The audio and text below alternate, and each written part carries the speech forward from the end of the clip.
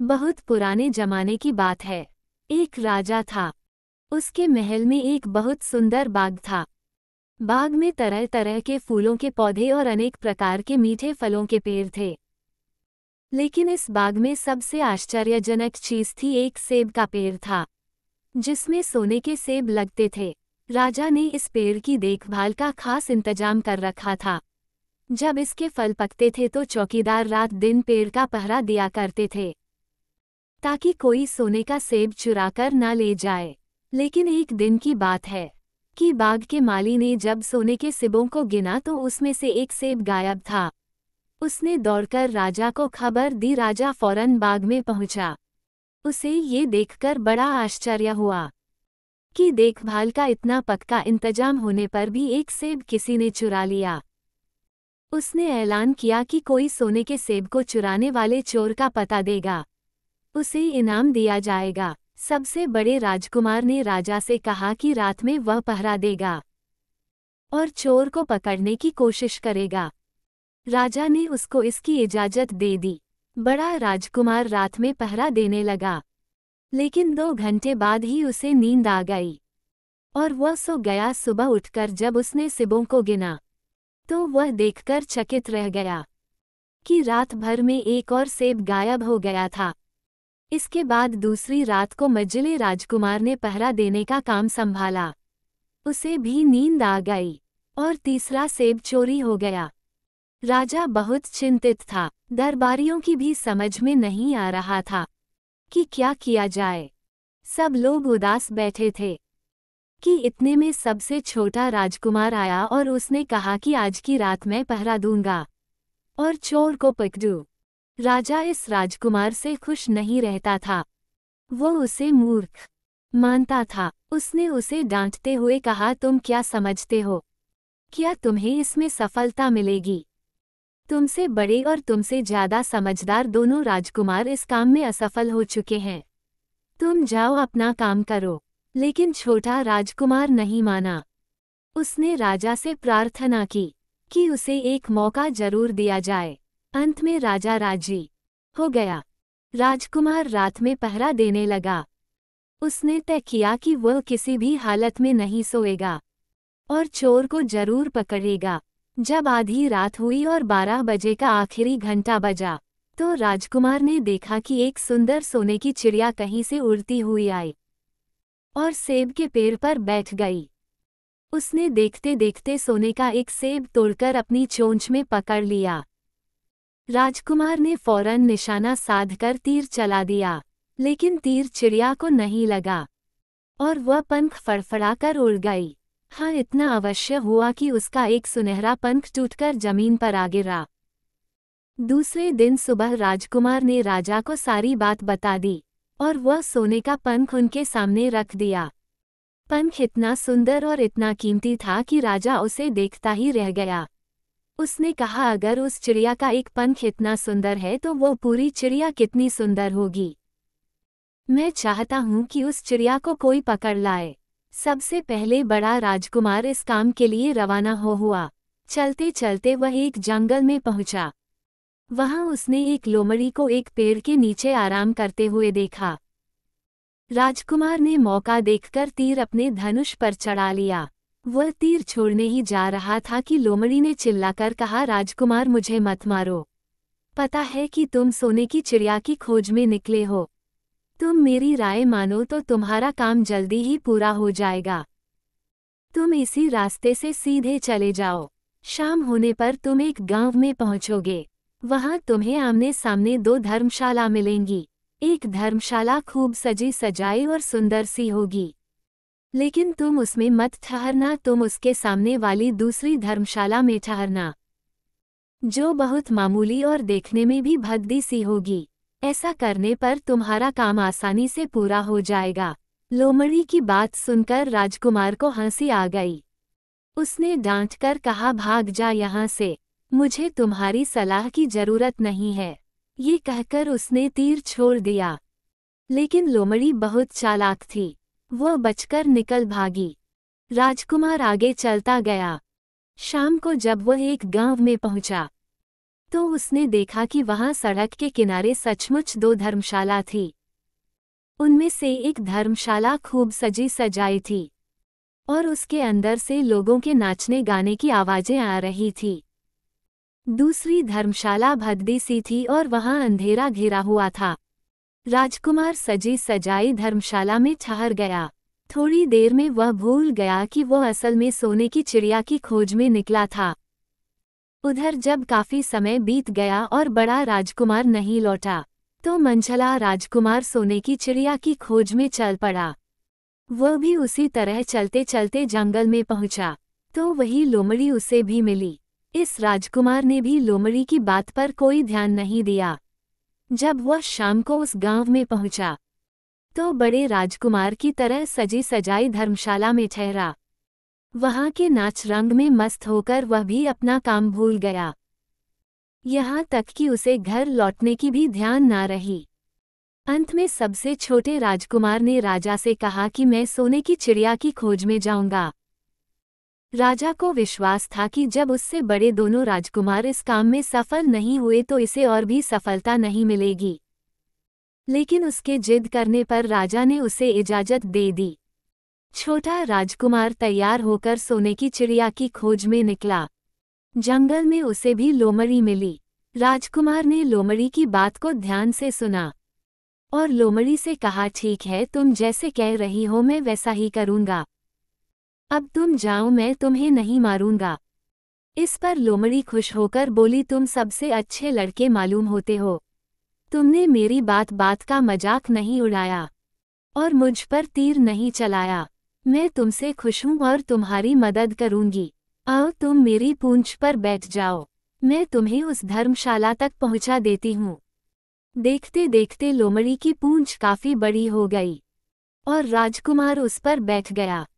उसके बैठते ही लोमड़ी हवा में उड़ने लगी और थोड़ी ही देर में मैदानों और पहाड़ों को पार करके उसी गांव में जा पहुंची।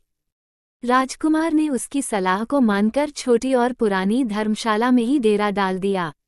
वह दूसरी सजी सजाई धर्मशाला से दूर ही रहा। दूसरे दिन सुबह उठकर जब वह आगे बढ़ा तो कुछ दूर चलने पर उसे वह लोमड़ी फिर से रास्ते में मिल गई। लोमड़ी ने उससे कहा, अब मैं तुम्हें बताती हूँ कि आगे तुम्हें क्या करना चाहिए। तुम सीधे चलो। आगे चलने पर तुम्हें एक बहुत बड़ा किला मिलेगा जिस पर सिपाही लोग पहरा दे रहे होंगे। तुम सिपाहियों से डरना मत और सीधे अंदर चले जाना, क्योंकि वे इस समय सो रहे होंगे। तुम बेधड़क होकर किले में घुसते चले जाना और उनके कमरों को पार करते हुए उस जगह पहुंच जाना जहां लकड़ी के एक मामूली से पिंजरे में सोने की चिड़िया बंद है। तुम चिड़िया को पिंजरे सहित उठाकर किले से बाहर ले आना।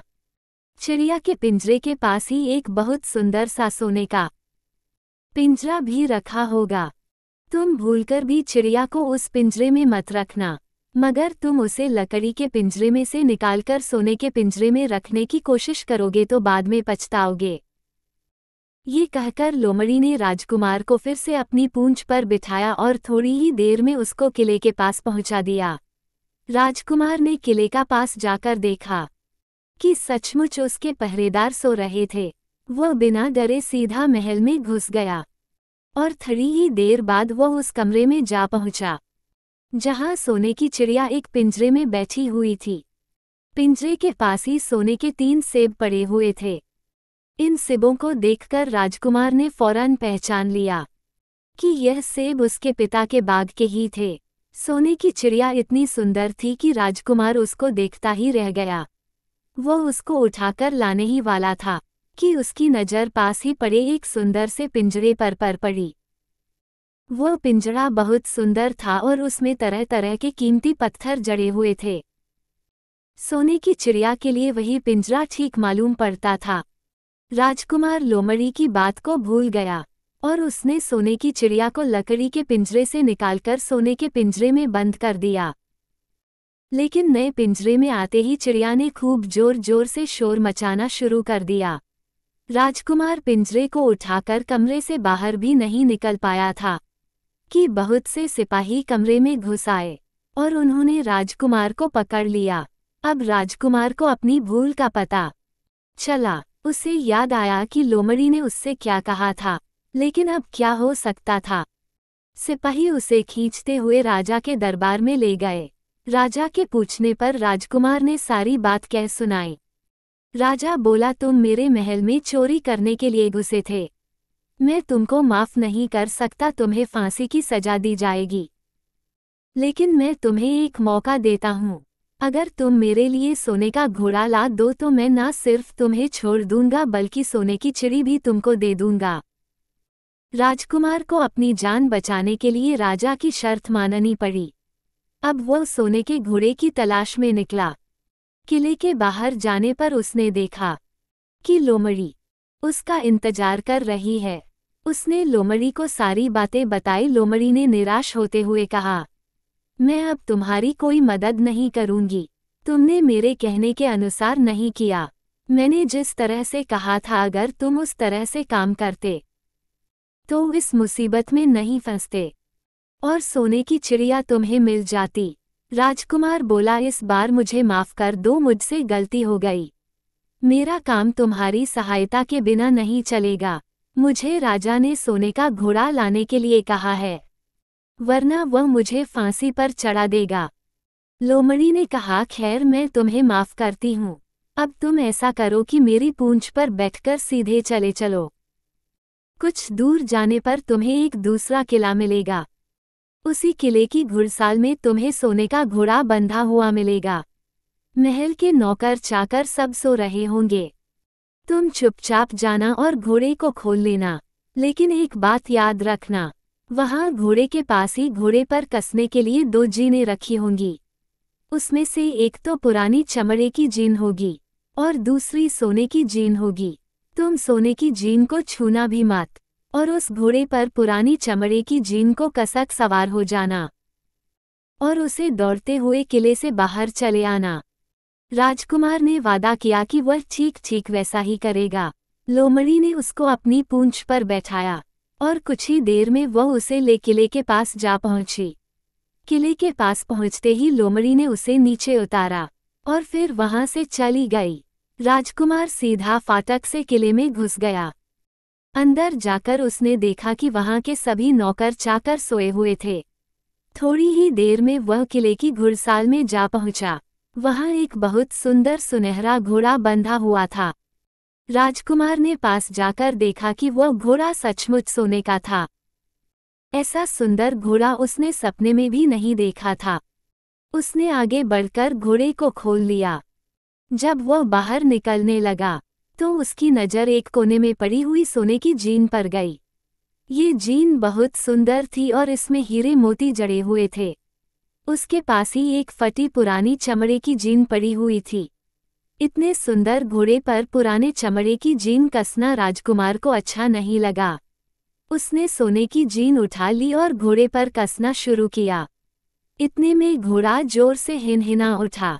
किले के नौकर चाकर जाग गए। थोड़ी ही देर में राजकुमार पकड़ लिया गया।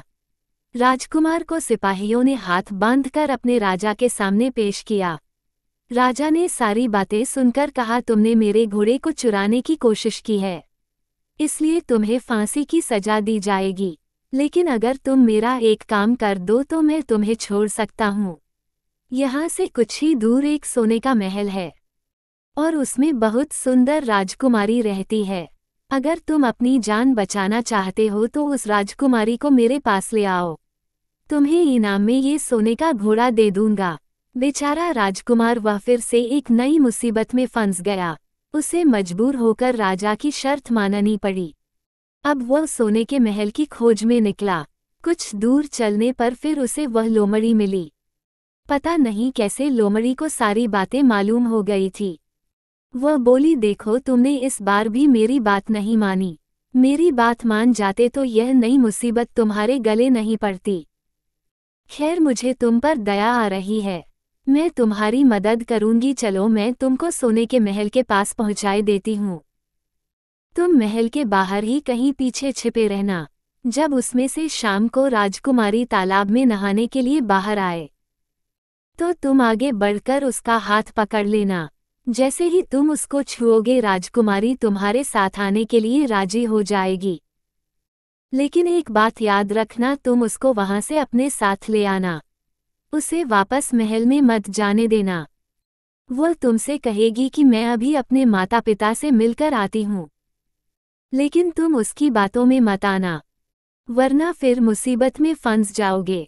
ये कहकर लोमड़ी ने फिर से अपनी पूंछ फैला दी और राजकुमार उस पर बैठ गया। देखते देखते लोमड़ी हवा में उड़ती हुई कुछ देर बाद सोने के महल के पास जा पहुंची। महल के पास पहुंचते ही राजकुमार एक पेड़ के नीचे छिपकर बैठ गया। शाम को जब राजकुमारी नहाने के लिए किले से बाहर आई तो राजकुमार ने हिम्मत करके आगे बढ़कर उसका हाथ पकड़ लिया। उसके छूते ही राजकुमारी उसके साथ चलने के लिए तैयार हो गई। वह बोली, राजकुमार तुम मुझे जहां भी ले जाना चाहोगे मैं तुम्हारे साथ चलूंगी, लेकिन मुझे थोड़ी देर के लिए अपने माता पिता से मिल आने दो। राजकुमार ने कहा, नहीं, यह नहीं होगा, तुम्हें तुरंत मेरे साथ चलना पड़ेगा। लेकिन राजकुमारी रोने लगी। इतनी सुंदर राजकुमारी को रोते देखकर राजकुमार का मन पिघल गया। अंत में वह राजी हो गया और बोला, जा आओ, थोड़ी देर के लिए माता पिता से मिल आओ, लेकिन फिर तुरंत बाहर चली आना। लेकिन राजकुमारी ने जैसे ही किले में पैर रखा किले के पहरेदार जाग गए और उन्होंने राजकुमार को पकड़ लिया। राजकुमार बहुत पछताया, लेकिन अब क्या हो सकता था। सिपाहियों ने उसे अपने राजा के सामने पेश किया। राजा बहुत निराश था। उसने उसी वक्त हुक्म दिया, इस राजकुमार को फौरन फांसी पर चढ़ा दिया जाए। ये सुनकर राजकुमार रोने गिड़गिड़ाने लगा। इस पर राजा ने थोड़ी देर विचार करने के बाद कहा, मैं अपनी आज्ञा वापस नहीं ले सकता, लेकिन अगर तुम मेरा एक काम कर दो तो तुम्हारी जान बचा सकती हूँ। हमारे किले के ठीक सामने ये जो बड़ा पहाड़ है, इसके कारण हमारे किले की सुंदरता नष्ट होती है। अगर तुम 8 दिन में इस पहाड़ को खोदकर साफ कर दो तो हम तुम्हें क्षमा कर देंगे और राजकुमारी का विवाह तुम्हारे साथ कर देंगे। राजकुमार किले के बाहर आकर पहाड़ को देखने लगा। उसके हाथ में एक छोटी सी कुदाली थी। उसकी समझ में नहीं आ रहा था कि इतना बड़ा पहाड़ 8 दिन में वह कैसे खोद सकेगा। फिर भी उसे अपनी जान तो बचानी ही थी, इसलिए वह पहाड़ खोदने लगा। धीरे धीरे 7 दिन बीत गए। इतने दिन तक लगातार खोदने पर भी पहाड़ का सिर्फ एक कोना ही खोद सका। वह दुखी होकर बैठ गया। उसे अब अपने पर बहुत अधिक क्रोध आ रहा था। वह मन में कहने लगा कि अगर मैंने लोमड़ी की बात मान ली होती तो कितना अच्छा होता। लोमड़ी ने मुझको हर ठीक सलाह दी और मैं हर बार उसका कहना ना मानकर नई मुसीबत में फंस जाता हूँ। राजकुमार इस तरह सिर झुकाए बैठा था कि अचानक उसे अपने पैरों के पास लोमड़ी की पूंछ हिलती दिखाई दी। उसने नजर उठाकर देखा, सचमुच वही लोमड़ी खड़ी थी। लोमड़ी ने मुस्कुराते हुए कहा, क्यों, क्या हाल है? इस बार तो तुम्हारी मदद करने की मेरी जरा भी इच्छा नहीं थी, लेकिन मैं 7 दिन से तुमको पहाड़ खोदते हुए देख रही हूँ। मुझे दया आ गई और मैं तुम्हारी मदद के लिए चली आई। जाओ, तुम बहुत थक गए हो, सो जाओ। मैं थोड़ी ही देर में तुम्हारा काम पूरा कर दूंगी। इस बार राजकुमार ने तय कर लिया था कि अब वह लोमड़ी जिस तरह कहेगी वह उसी तरह करेगा। वह चुपचाप उठकर एक तरफ सोने चला गया। थोड़ी ही देर में उसे नींद आ गई। सुबह जब वह सोकर उठा तो उसे अपनी आंखों पर विश्वास नहीं हो रहा था। वहां कहीं भी पहाड़ का नाम नहीं था और महल का सुंदर दृश्य दिखाई दे रहा था। राजकुमार सीधा राजा के पास पहुंचा। राजा उसके काम पर बहुत खुश था। उसने तुरंत अपने वादे के अनुसार राजकुमारी के साथ उसका विवाह कर दिया। जब राजकुमार उस सुंदर राजकुमारी के साथ कुछ दूर चला तो उसे रास्ते में फिर वही लोमड़ी मिली। लोमड़ी बोली, बधाई हो राजकुमार, राजकुमारी के साथ तुम्हें देखकर मुझे बड़ी खुशी हो रही है, लेकिन अब तुम्हें सोने का घोड़ा और सोने की चिड़िया भी प्राप्त करनी चाहिए, क्योंकि वे दोनों चीजें तुम्हारे ही लायक हैं और तुम उन्हें आसानी से प्राप्त कर सकते हो। लेकिन भला मुझे सोने का घोड़ा और सोने की चिड़िया कैसे मिल सकती है? मैं तो इस राजकुमारी को भी उस राजा के लिए ले जा रहा हूँ। लोमड़ी ने कहा, नहीं, तुम ऐसा काम कभी मत करना। इस राजकुमारी के साथ तुम्हारा विवाह हुआ है और यह अब तुम्हारी ही है। अगर तुम मेरे कहने के अनुसार काम करो तो तुम्हें सोने का घोड़ा और सोने की चिड़िया भी मिल सकती है। तुम पहले इस राजकुमारी को लेकर सोने के घोड़े वाले राजा के पास जाओ। राजा खुश होकर तुमको सोने का घोड़ा दे देगा। तुम घोड़े पर सवार हो जाना और सवार होकर सबसे विदा लेना। राजकुमारी से तुम सबसे बाद में विदा लेना।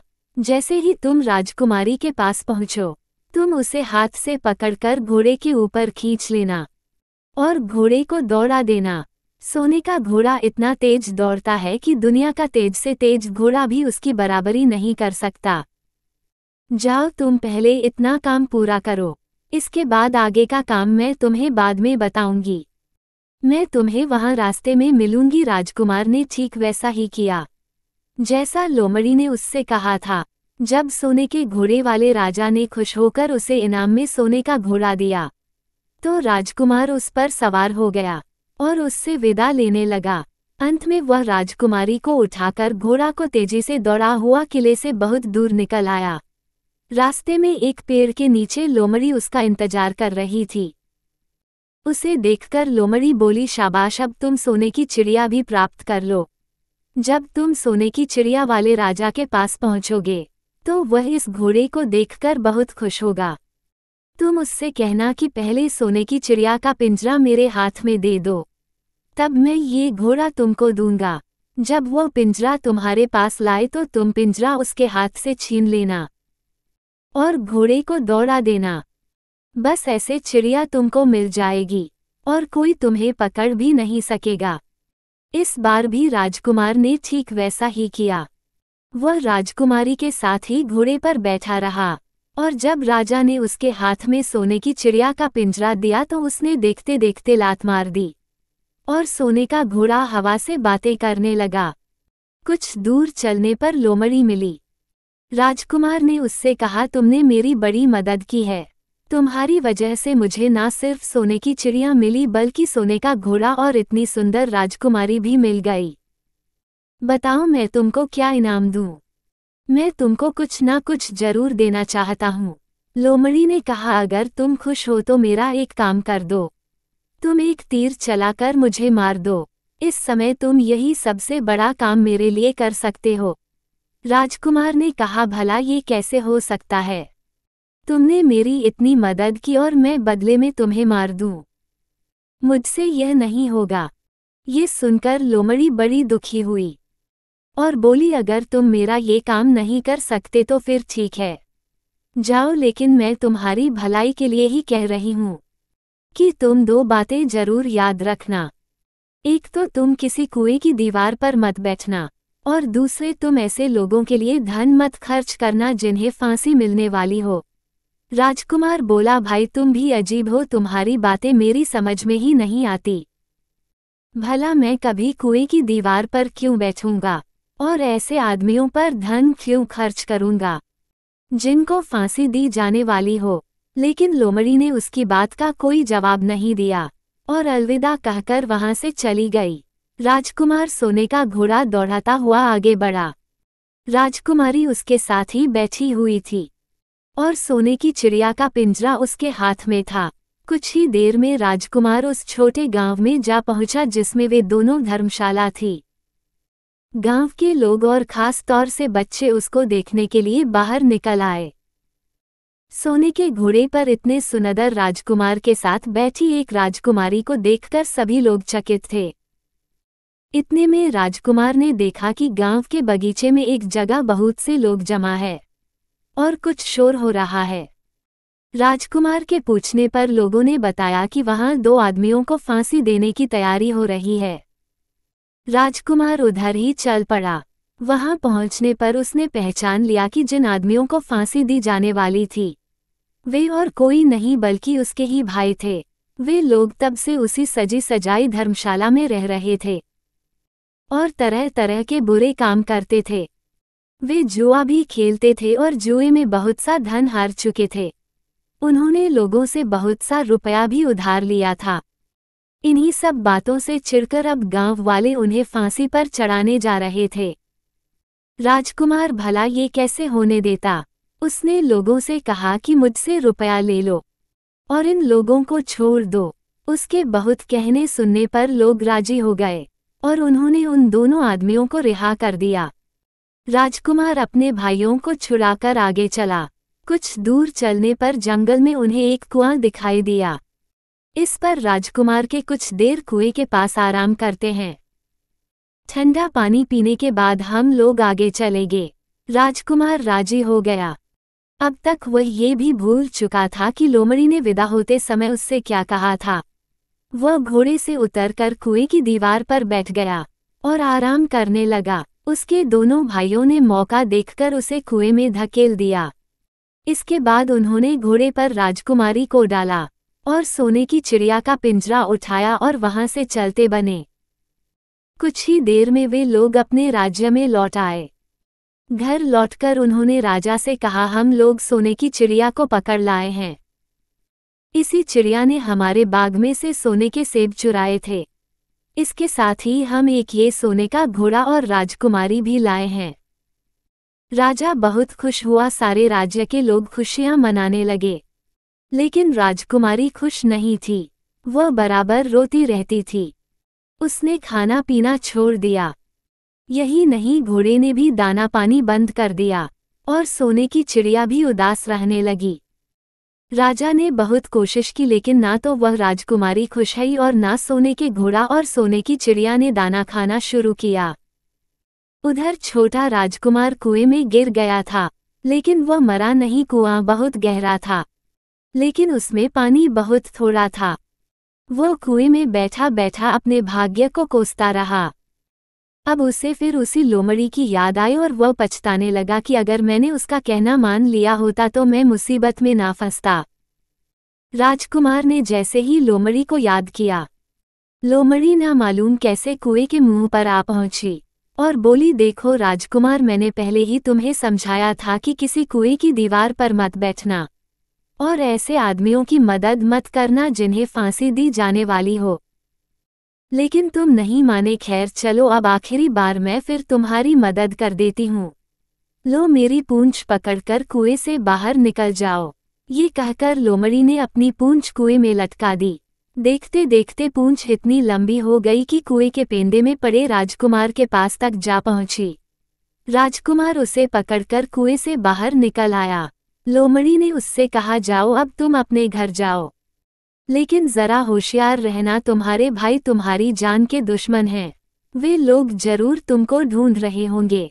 राजकुमार घर की ओर चल पड़ा। अपने राज में पहुंचने पर उसे एक भिखारी मिला। भिखारी को उसने अपने सुंदर कपड़े दान में दे दिए और उनके भद्दे पुराने कपड़े पहन लिए। इस तरह भेस बदलकर वह अपने किले में पहुंचा। वहां उसके पहुंचने पर एक बड़ी आश्चर्यजनक बात हुई। सोने का घोड़ा खुशी से हिनहिनाने लगा और दाना खाने लगा। सोने की चिड़िया भी अपने पिंजरे में खुशी से फुदकने लगी और गाना गाने लगी। राजकुमारी ने अपने आंसू पोंछ डाले और वह भी खुश दिखाई देने लगी, लेकिन राजा की समझ में कुछ नहीं आया। उसने राजकुमारी से इसका कारण पूछा तो वह बोली, मैंने तो पहले ही आपको सारी कहानी बता दी थी। आपके बड़े और मंझे राजकुमार ने छोटे राजकुमार के साथ धोखा किया है। इन्होंने आपको भी धोखा दिया है, लेकिन अब आपका छोटा राजकुमार यहाँ पर आ पहुँचा है, इसलिए मुझे बेहद खुशी हो रही है। उसी के साथ मेरी शादी हुई है और मैं उसके साथ ही सुखी रह सकती हूँ। फिर उसने मैले कुचले कपड़े पहने एक आदमी की ओर इशारा करते हुए कहा, वो रहा आपका छोटा राजकुमार। राजा ने भी अपने छोटे लड़के को पहचान लिया। अब राजा ने अपने छोटे बेटे के बारे में अपने विचार बदल दिए। अब वो उसको बहुत समझदार और बहादुर मानने लगा और उससे बहुत अधिक प्यार करने लगा। उसने उसको राजगद्दी पर बिठाने का निश्चय किया। बड़े और मझले राजकुमार ने अपने छोटे भाई को ही धोखा नहीं दिया था, बल्कि राजा को भी धोखा दिया था। इससे राजा उनसे बहुत नाराज था। उसने उन दोनों को अपने राज्य से निकलवा दिया। इसके बाद बड़ी धूम के साथ राजकुमारी के साथ राजकुमार का विवाह हुआ। और दोनों खुशी से रहने लगे। लेकिन राजकुमार उस लोमड़ी को नहीं भूला था जिसने उसकी सहायता की थी। एक दिन समय निकालकर वह जंगल में उस लोमड़ी की खोज में निकला। बहुत ढूंढने के बाद एक पेड़ के खोखले भाग में उसने उस लोमड़ी को चुपचाप बैठे हुए देखा। लोमड़ी बहुत उदास थी और पहले से बहुत ज्यादा दुबली भी हो गई थी। राजकुमार को देखते ही लोमड़ी ने उसे पहचान लिया और कहा, कहो राजकुमार, आज इधर कैसे आना हुआ? राजकुमार ने कहा, मैं आज तुम्हें ही ढूंढने के लिए आया हूँ। चलो मेरे बाग में आराम से रहना, वहाँ तुम्हें किसी तरह की तकलीफ नहीं होगी। यहाँ तो जंगल में तुम्हें खाने पीने की तकलीफ होती होगी और जंगली जानवरों और शिकारियों का डर बना रहता होगा। लोमड़ी ने कहा, नहीं राजकुमार, मैं यहाँ ठीक हूँ, और भला अब तुम्हें मेरे दोहक से क्या लेना देना? तुम्हारा काम निकल गया, अब तुम खुशी से अपने राज में रहो। राजकुमार बोला, नहीं, तुमने मेरा बड़ा उपकार किया है, मैं तुम्हें इनाम देना चाहता हूँ और अपने साथ ही रखना चाहता हूँ। राजकुमारी भी बहुत खुश होगी, वह भी तुमसे मिलना चाहती है। लोमड़ी बोली, अगर तुम सचमुच मुझे इनाम देना चाहते हो तो मेरा एक काम कर दो। मैंने तुमसे पहले भी कहा था कि तुम तीर चलाकर मुझे मार दो, इसी से मेरा लाभ होगा। असल में एक जादूगर ने मुझ पर जादू कर रखा है। मैं लोमड़ी नहीं हूँ, मुझे उसके जादू के प्रभाव से लोमड़ी के रूप में रहना पड़ रहा है। मैं तो उसी देश का राजकुमार हूँ जहाँ की राजकुमारी से तुम्हारा विवाह हुआ है। असल में वह राजकुमारी मेरी छोटी बहन है। अगर तुम तीर चलाकर मुझे मार दोगे तो इस जादू से मुझे मुक्ति मिल जाएगी और मैं फिर अपने देश लौट सकूंगा। राजकुमार को ये सुनकर बड़ा आश्चर्य हुआ। उसने फौरन अपने धनुष पर तीर चढ़ाया और लोमड़ी की ओर छोड़ दिया। तीर के लगते ही लोमड़ी मर गई और उसमें से एक सुंदर सा राजकुमार निकल आया। फिर दोनों राजकुमार आपस में गले मिले। इसके बाद दोनों राजकुमार वापस महल में लौट आए। वहां राजकुमारी अपने भाई से मिलकर बहुत खुश हुई।